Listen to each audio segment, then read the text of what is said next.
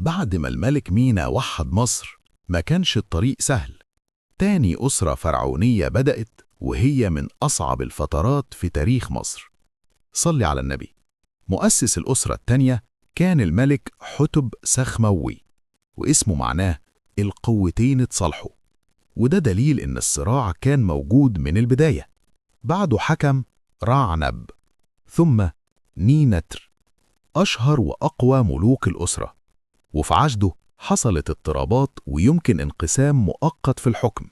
بعد كده ظهر ملوك حكموا فترات قصيرة زي سخم إب، والتاريخ عنهم غامض بسبب الفتن والصراعات.